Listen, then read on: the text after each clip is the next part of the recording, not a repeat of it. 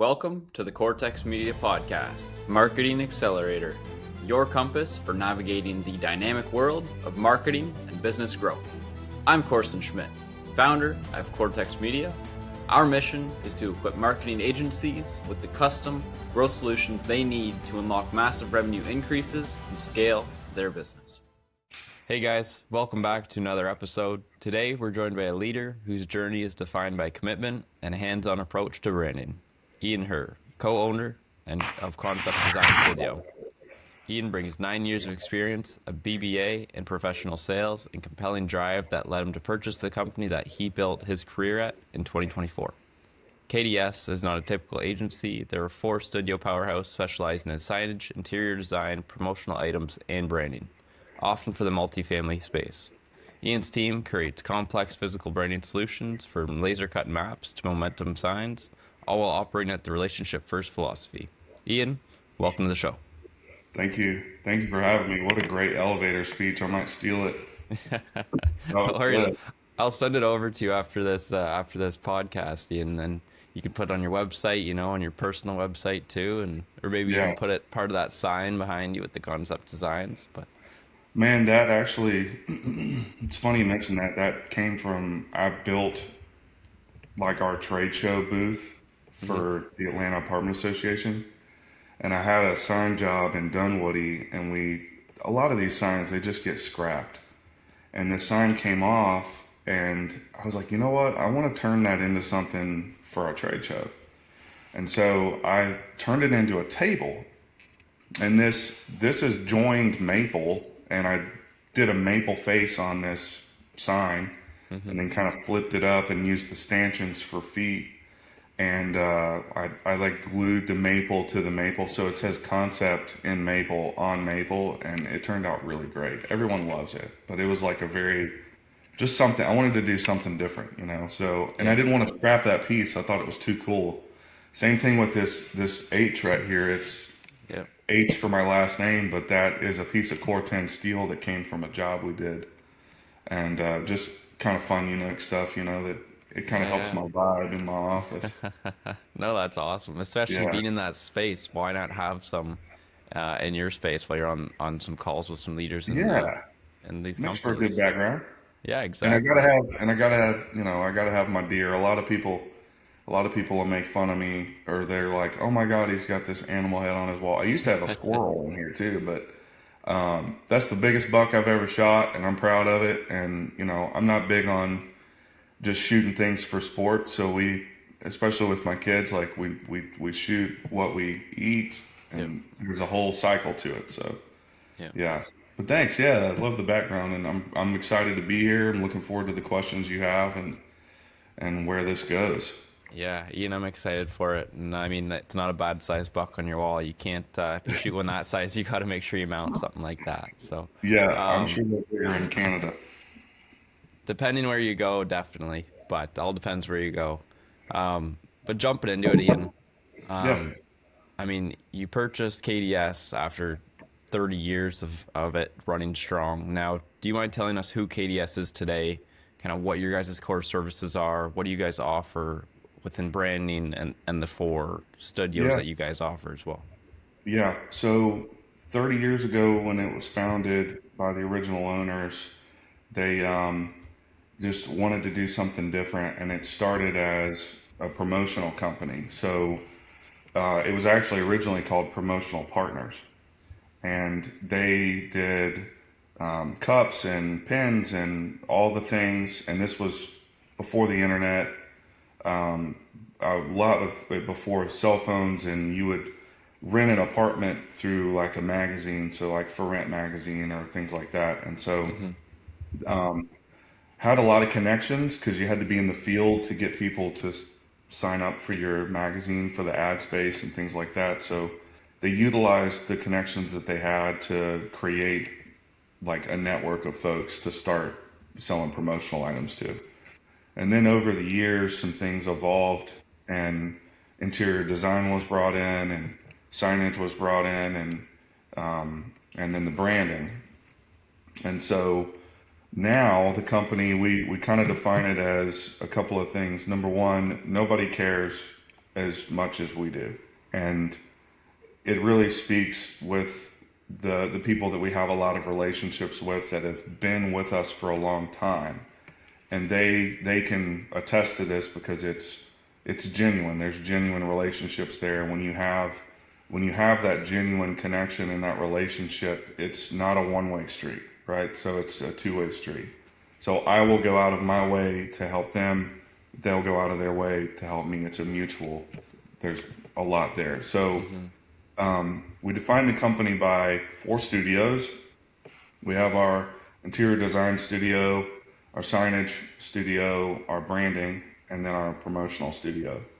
As the company grew, promos are still, they're an important part of the business, but they're more like kind of helping us get the door to open a little bit. So when we don't have an opportunity to do something of the other studios, we can lean into some promotional things. Hey, maybe you guys don't need branding right now, but you're going to want your logo on some pins and some stuff like that. Maybe we can do that. And that'll kind of help to start the relationship out. The interior design side, just to expand on that a little bit, is everything from exterior paint colors, working with architects and the GCs, moving walls on CAD files, like space planning, renderings, all the way to furnitures, fixtures, and equipment, which is the acronym for that is FF&E. And so in the multifamily realm, it'd be the moment you walk in the door, your experience starts.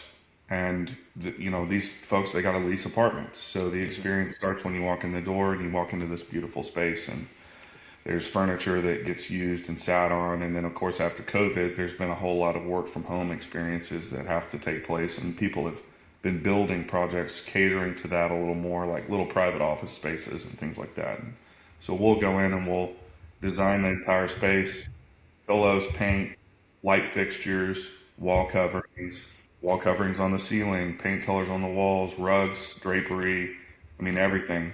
And then you get into the signage realm, which there's a little bit of a crossover with the interior design into the signage, just because on the ID side, you can specify like, hey, what would look cool here is like a mural, or let's do something like a gold-plated letter logo here, or something like that. And so then that crosses over into signage.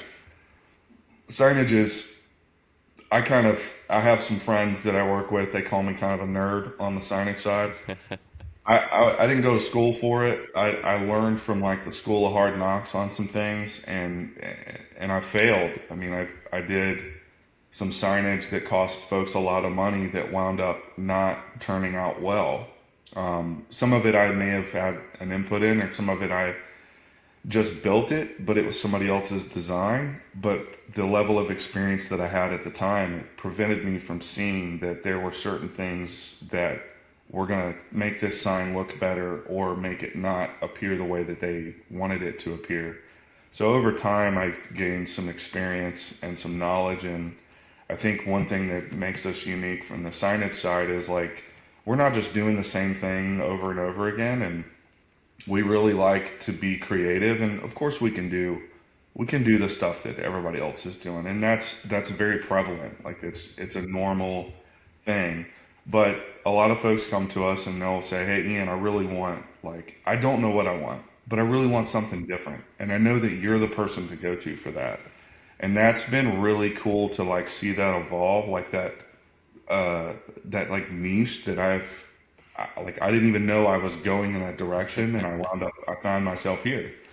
And that's where this H came from. And, repurposing the sign for our trade show. And so we do everything under the signage realm. It could be wall coverings, murals, steel fabrication. We also have a mason that we use for all of our footers and things like that. But where I get geeked out in is the material change and all of the different things. The lighting, I have a light right here. So as you change the light, the whole mood changes. That is something that I get excited about, and I get made fun of a little bit from some of our clients. And then we have our promotional and our branding studio, and our branding studio is modified and changed a little bit over time. I mean, I think a lot of folks kind of understand a little bit about what branding is, but they don't realize, like, when they drive by a multifamily property, or they drive by something unique like fence banners on a construction site, like, a lot of things have taken place before getting to that point. So on the branding side, we used to print in house. We actually had a whole press and everything in house, and scores, and we folded and did all the things. Wow. And when I came on in 2016, we were still doing that. But over time, like, a lot of our wholesale supplier partners, they have massive warehouses, and all they do is print. And it makes way more sense for us to print with these supplier partners than it does to have to worry about ink refills. And when a machine goes down, you got to have someone from Sharp or HP come out, and you have to do all this different stuff. So we don't print in house anymore, but we still design all of that. So talking about the experience from someone walking in the door, starting with signage that's compelling them to pull in, and then the interior design that's inviting them inside, and then you have your people that are trying to lease those apartments or sell something, or share things, do outreach marketing, all of that stuff. We would design it and do the copywriting, develop the logo, work on the color palette, do textures and things that are used for social media, like just all the stuff. And then we can still print it, right? So we can still provide it with a full turnkey service to the client. And then the promotional studio is still existing and still there and still relevant, because when someone moves in, you want to make them feel like invited and excited. And hey, we got you this move-in gift, and we got you these wonderful pins, or whatever the case may be. I mean, for a while there was like the calendar magnets for fridges were kind of like, that was a thing. And so it's kind of been a wild ride. So that's a little bit where we're at now. Is no one cares as much as we do, which hopefully we'll expand a little bit on with some storytelling, and then the 4 studios that we have. Yeah, no, that's awesome. You mentioned one thing, and that's that everything you guys do is not unique, or every sign is unique because you guys put your own work into it. But what you guys do in general is so unique because you don't do the same thing every day. You're doing signage, you're doing interior design, you're working with multifamily complexes, which is something you don't hear a lot within the branding space in general.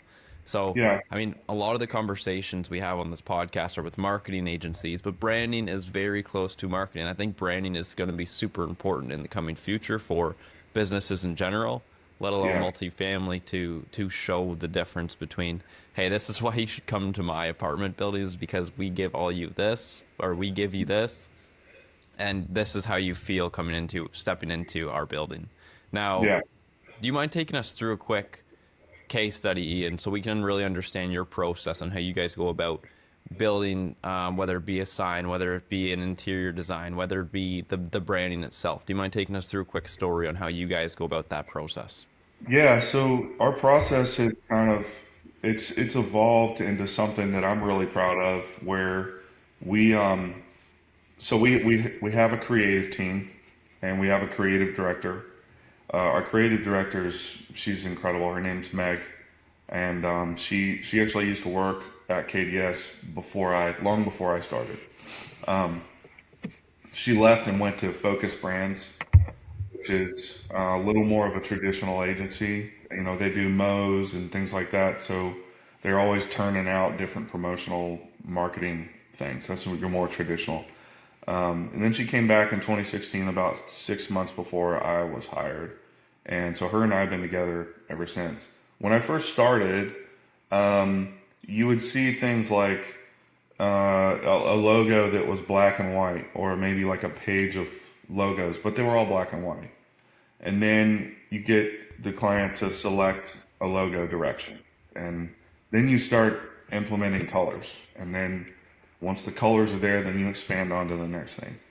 And kind of what we found was that was, number one, that takes a long time. Number two, a lot of clients that see these, they're not, like, they're visual, but they're not what's the term I'm looking for? Like they can't see how it's going to work, right? So You can't like they're picture it. seeing, yeah, they can't picture it like in process. Like they're visual because they want to see it, but they can't see how it's going to turn into what, they're spending millions of dollars on this project. Like they're just like, man, I just don't know how this black and white logo is going to turn into this like incredible thing. So we've gone away from that, and what we do is we'll do 3 designers, and let me start at the very beginning. When we do a branding kickoff, we do it with the client, and it's very similar to what we're doing now. And the client comes on, and they share, here's why I chose this piece of land. Here's the demographics for this. We're actually working with the city because the city's going to put in like a Beltline-esque like walkway behind this, and there's going to become a lot of walkability in this project. There's a lot of families living here. There's a lot of this. Like when we dive into all of that, and then internally we have a kickoff call with our creative team, which is where we engage our 3 designers. So we do 3 designers, 3 completely different directions. And Meg's role in that is to, quality control over all of it, but also like ensure that these 3 paths don't ever cross over. So each designer goes down their own path, and there's never a crossover into the other one. And what that results in is when we're sitting down with the client and we're sharing, we're presenting, and it usually takes 5 weeks to get a really good presentation built, especially for 3 concepts. Yeah.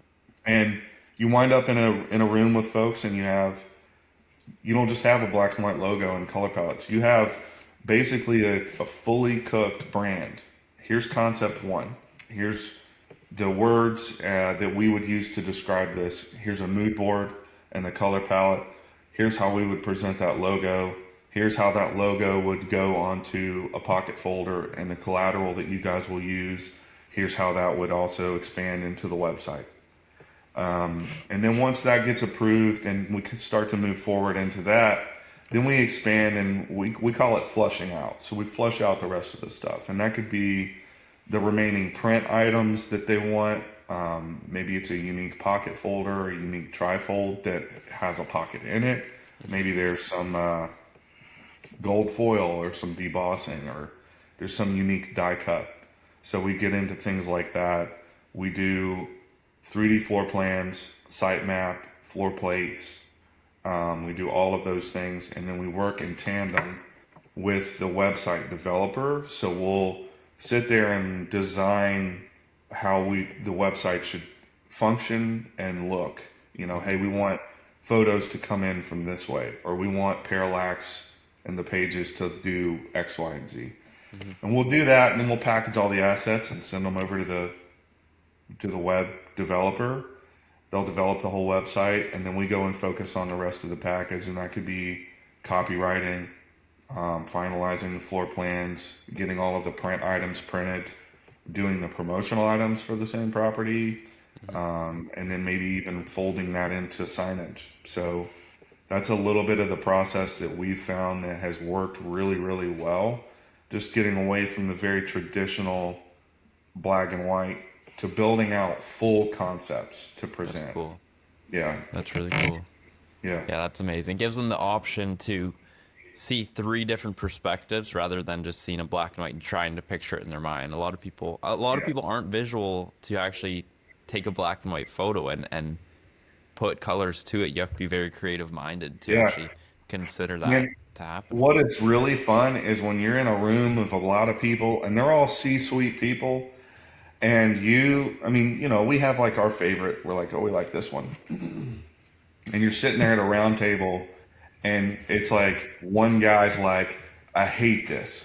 And then the rest of the people are like, this is great. And then you just sit there and like listen to the conversation. And that's you learn a lot from being in a room like that, in a conversation like that, just by listening and understanding like they find a lot of value in this option because of this, and this. But the guy that's got millions of dollars in this project hates it. But then everyone around him is like, look, this is important because of this, this, and this. And it's things that you didn't even consider during the branding process. Yeah. So it's really a fun way to go about the whole thing. And then having the in-person meetings is cool. We don't do a lot of in-person anymore. Just COVID kind of ruined a lot of that. Hmm. But when we do get the opportunity to do it in person, it's good. That's awesome. No, that's Yeah. super exciting. Branding, I feel like, is such an emotional journey to get it right, because there's so many directions you can go to really get the right product across the line and ensure that the client that you are working with or the prospect you're talking to is really aligned with what you guys are doing as well. Now, do you guys only focus on multifamily, or do you guys focus in more niches than just multifamily? Yeah, I mean it's kind of a lateral shift to do what we do in other verticals. So we do different. I mean, we can work with municipalities. We can work with.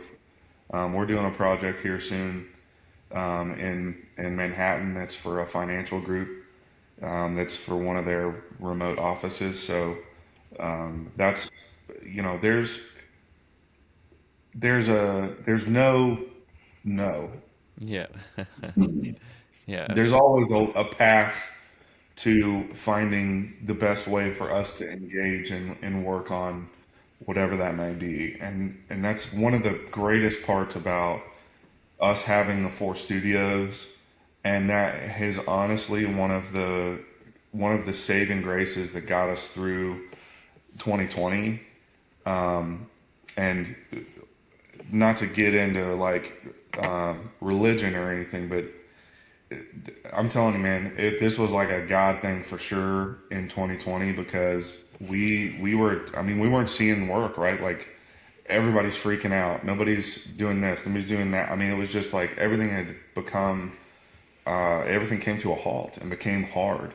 Hmm. And we were working on a promotional, like just a backpack. And I don't even remember who the client was, but the embroidery that was going on the backpack was like complex. Hmm. And we were working with the company out of Texas, but the bags were actually coming out of China.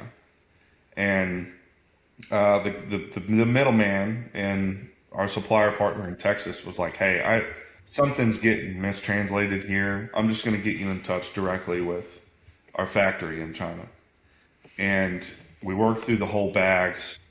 And then when everything changed, that person reached out to us and they were like, "Hey, we have shifted and we're making masks.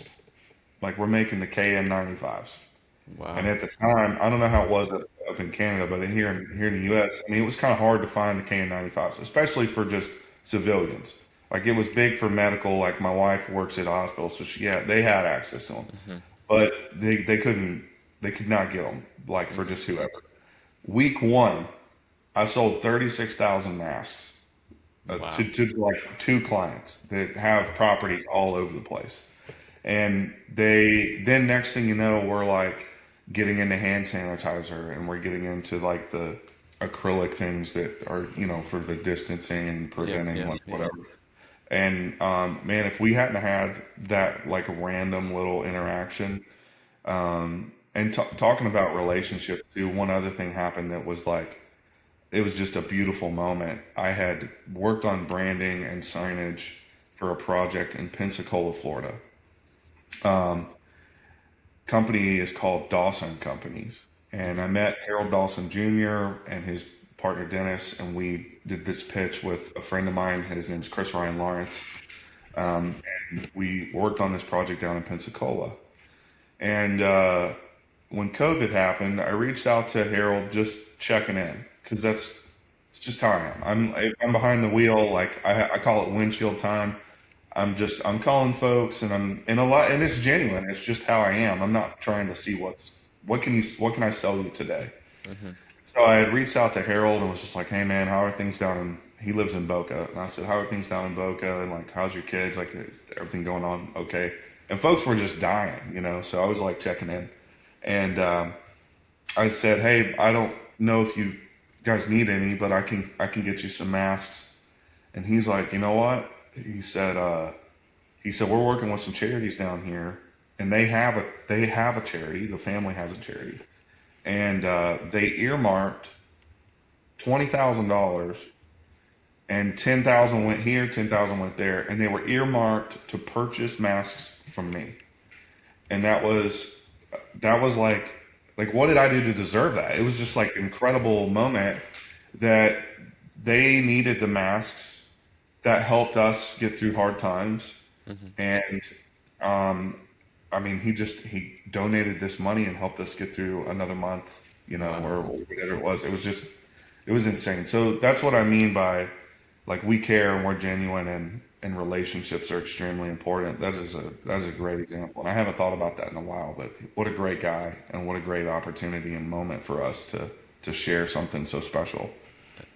And what a great story as well. That's everyone was going through tough times there. Everyone was trying to navigate the landscape within the COVID era. Everyone was shifting. Businesses were going out of business. Everyone was just like in awe because no one knew what was going on.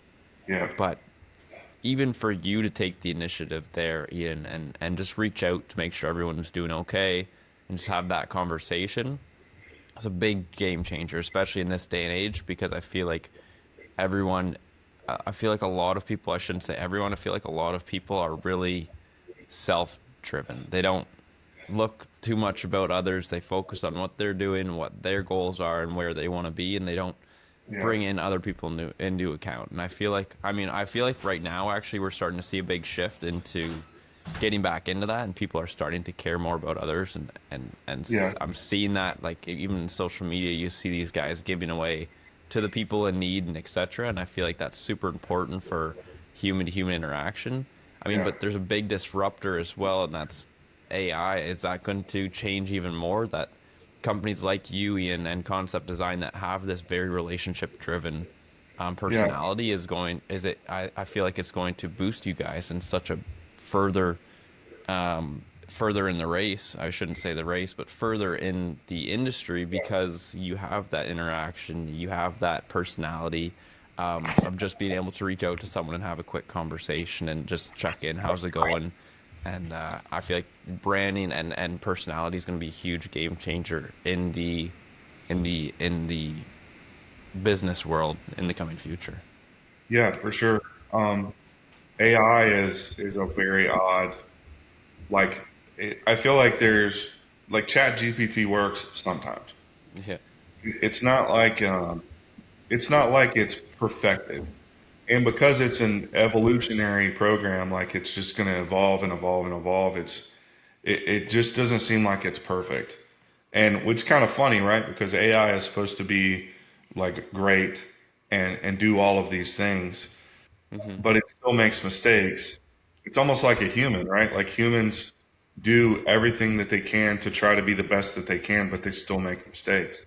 So hopefully AI won't ever replace the human connection and the human interaction. I would say AI coming in from a branding perspective and things like that, that's going to be an interesting thing to see evolve. But again, I like this weekend, I tried to use like Apple's AI just to replace this piece of furniture behind me and show something else. And it didn't get it right like 4 or 5 times. And I just finally gave up and was like, forget about it. But as far as relationships go, man, I mean, you're right. Genuine, we need to be kind, right? Everybody needs to be kind. The one thing that I really am passionate about is having good people in my life. And if somebody is in my life that's not making me better or not improving my aura or whatever you want to call it in some way, then I'm not going to waste the time on that. And I think that applies to the business as well. Is I want to have good folks that I work with that they call and ask about my kids, or like yesterday was my birthday. I can't tell you how many freaking messages I got yesterday from folks. Happy birthday. Thank you. Yeah, they were reaching out and telling me happy birthday. There's a girl that I work with at Carter Haston Residential. Her name's Kelly Medlin. She is just awesome. I love her to death. But she was the first person to physically hold my son after he was born. And we had to go down to the ENT. Like nobody else except my wife and I had held Sawyer. And we went down and just popped in to see her. And I have a picture of her holding him, and he's just so little. And that's just kind of a moment that we shared. And we have a lot of those just over years. We've spent time and laughed and enjoyed each other's company and things like that. When somebody's, man, I can't tell you how many times a friend of mine, she also works at Carter Hastings, has been sick. And I'm just like DoorDash and Chick-fil-A chicken noodle soup to her house. And you got to be careful with this, man, because when you get married and you're doing stuff like this for other women that are clients, there's no romantic thing about it. It's just like you found a way, or not. For me anyway, I've found an opportunity in a way to express myself and do things that are just in my core. Mm-hmm. But then my wife sees it and she's like, why didn't you give me anything? Or when so you have to you got to find a new balance in that. And you got to have a wife or a partner that's understanding enough to understand that it's just how Ian is. It's just a part of business. It's just the relationship, and he cares and things like that. So it's kind of funny. But it's good. That's awesome. Yeah. No, that's really amazing what you do for people. And I mean, we need, like I said, we need more people like yourself. We need more people who actually care and are kind, like you said. And I mean, I hope we start seeing more and more people like that every single day, stepping in and really caring. Yeah. Well, when the quality of your work and the integrity that you have shines brighter than a person's negativity, that's where it plays in. And mm-hmm. I'll share an example with you. So, Carter Hastings, for example, they do a conference every year, and I've been going for a long time. And when I first went, it was maybe 2017, and they've grown a lot. Like they're over 7 years, they've grown a lot. But they invited me, and I'm going, hey, I don't know if I can ask the owners for a sponsorship. And it's a lot of money. Like a lot of these management companies, they put on conferences, and you've got to sell a kidney to go to some of these things.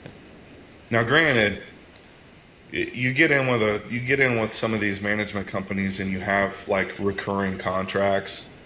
It's worth spending the money. I mean, it's just, again, it's part of the relationship building and things like that. For our business, unfortunately, and I rack my head on this all the time, how we can get some sort of recurring like revenue of some sort. Mm-hmm. And our business is just so transactional based that I haven't found that yet. I think about it all the time, but I just haven't found it. So anyway, I get invited to this conference, and I'm like, hey, what do I need to pay? Like, how's this going to work?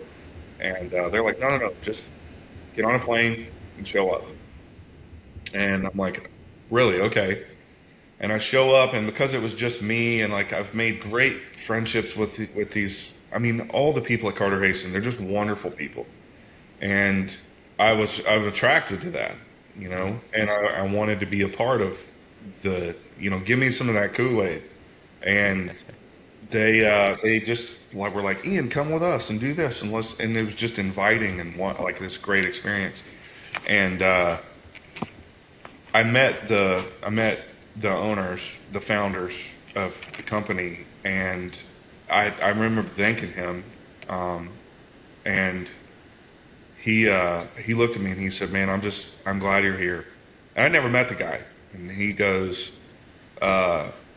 you guys spend a lot of money doing things for us throughout the entire year. The least that we can do is invite you here for one night for dinner and not have to have you pay for it. And that just resonated with me so much. And not long after that, I got into this contract for branding, and we also had interiors on this job with this guy in Atlanta, very old school, sort of aggressive, like very gritty old man, and cut his teeth, I'm sure, in very hard ways to get where he was, but um, kind of not the kind of person I really wanted to like spend a lot of time with. Mm-hmm. But we get into this contract and we go into the branding and we're I mean, I'm taking notes and going through the whole deal. We go through the branding exercise and we go to present, and this guy is like, this isn't anything that I asked for. Like, none of this is right. And I'm like, well, here's the notes I took. Then we go into a revision based on that conversation. And then the same thing would happen. Then he started kind of being not so kind to me.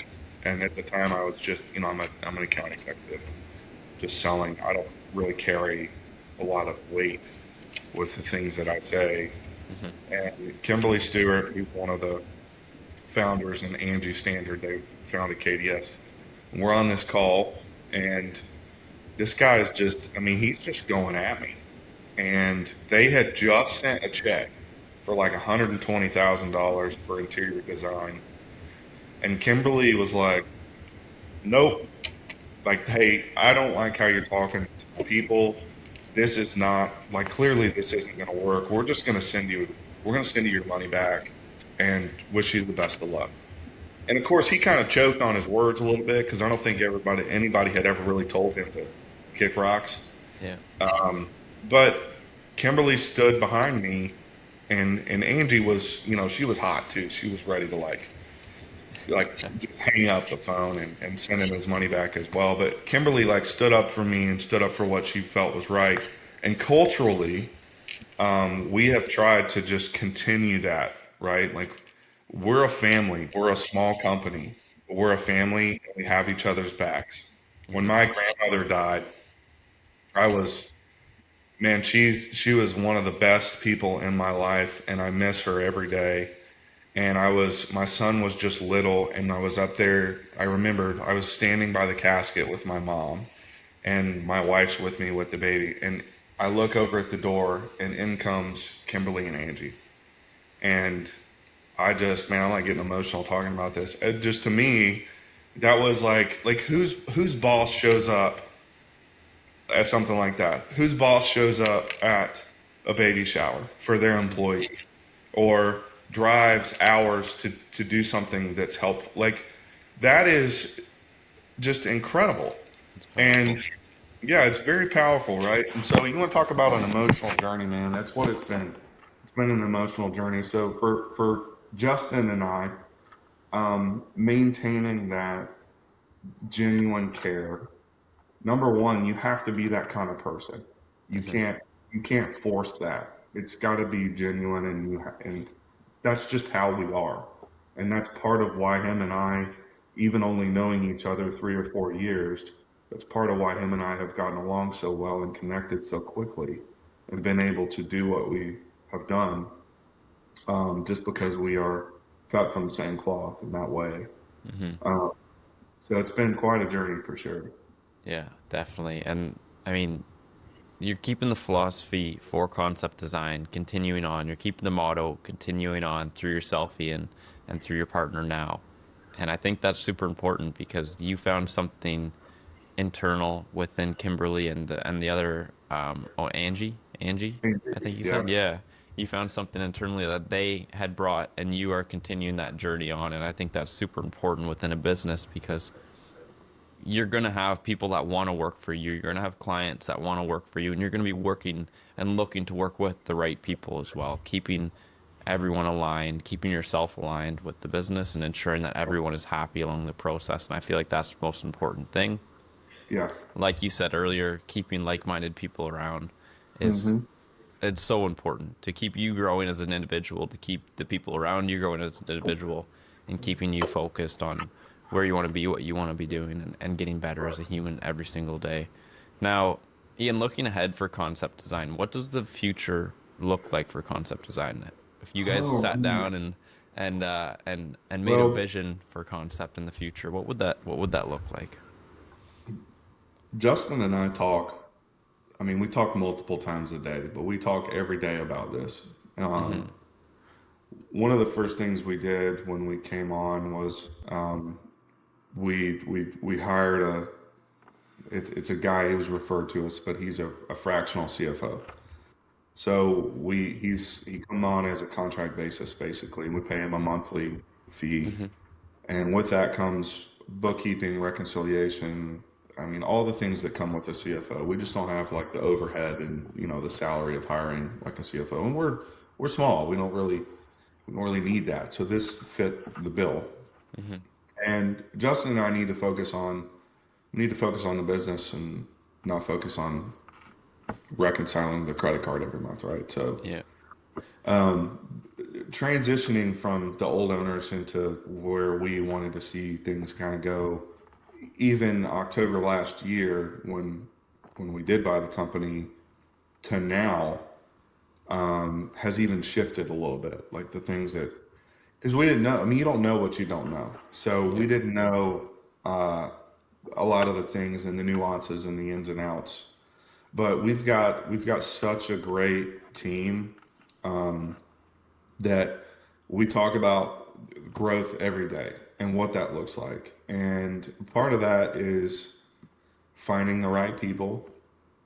And we have gone through some folks in the past year that were just unfortunately not the right person Mm-hmm. for our culture, right? So they may have been excellent at their job, or maybe they weren't excellent at their job for a couple of them, but they just weren't. They weren't a part of the family, Yeah. and it wasn't for the lack of trying. It was just some people just don't jive with other people, and that was pretty much it. As far as the future of KDS, I mean, um, a lot of people they'll grow a company and then they'll sell it. Mm-hmm. Uh, some friends of mine recently were blessed with something like that. They had built this company from the ground up, probably 40 years worth of Wow. going through it. And my buddy, I went to college with him. He was running it, and they were purchased. Now he's Mm-hmm. still running it. That's not really in the conversation at all for us. We want to, maybe my son or Justin's son, or maybe they'll be involved when one day, or maybe 20 years from now, somebody will approach us with an offer, and that's something worth considering. But for Yeah. now, we want to continue building slowly and controlled, right? We don't want Mm-hmm. to do it so fast. And it's also complicated to like hire someone into KDS with all of the things that we do. Yeah. And like when I got hired, man, and I was being told like what I was going to do, I was so clueless and did not understand at all. And bringing someone on that's like green and has no idea about any of this stuff, it's a challenge because, we might do something this way this time, but then the next time, the exact same result was a completely different path. Mm-hmm. And there's no like standard operating procedures with us. We're too small. And I wear too many hats, and Meg wears too many hats. And we just are all like nimble and moving left and right. So immediate immediate growth path is we just hired a girl that I have a lot of faith in her. Hopefully she'll come through and be able to do this. But we bought the company Mm-hmm. and I took on more, but I didn't have anywhere to delegate some of that stuff to. Mm-hmm. So I do, just to break this down. So when someone calls me and they have a signage project, and we're also doing branding on the same project. Mm-hmm. Um, I will do branding kickoff, proposal, invoicing, accounts receivables for that. I manage the tasks in and out of the creative team. With the signage side, especially if it's new development, we have to do a takeoff. If it's not new development, we do a survey. I'm doing that. I go out and do the surveys. I work with another member of my team on developing the inventory list and the build out, and then him and I coordinate together on we do actual renderings of signage I'm designing the signage. This is the style I like, and this is this, and then we flush out the whole package, which could be hundreds of signs. And and then I go in and I build a proposal and I get the quotes from my wholesale suppliers and my partners. And then I have to worry about shipping and coordination and logistics between all of it coming together for install, permitting, engineering, all of that. That's all on me on top of everything else that I do. So the immediate growth path is I've got to get things off my plate to focus on growing the business with my business partner, Justin.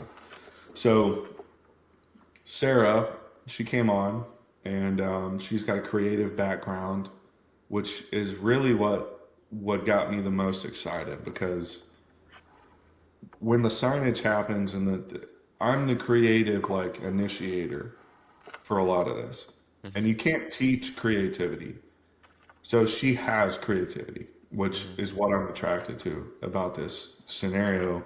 I can teach her how to manage projects. I can teach her the ins and outs of all the other things. So that's our first step. Next step would be getting more interior design work. So our ID side is the most scalable part of our business right now. And we have an awesome team over there. Our interiors director is just hands down, she's just excellent. So getting more interiors work would allow us to become, on a scalability, we could go up in sales a lot quicker. The sales increase on the ID side would allow us to staff up in other areas to scale the other sides of the business. That's kind of the picture. The path in which that's going to happen is it's going to just play out over time. And hopefully it'll start with Sarah, and we'll maybe the next hire is a salesperson or another interior designer. I don't know. I mean, it just kind of, originally before we hired Sarah, man, we were going to hire someone else that was going to come on. She was going to project manage and sell, and she already had her feet in the industry and knew a bunch of folks, and that was going to be great. But she decided to not pursue it with us and stay where she was.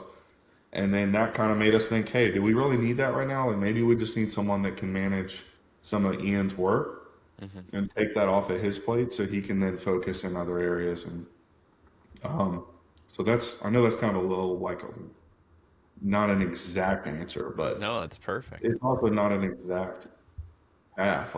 It's unforeseeable.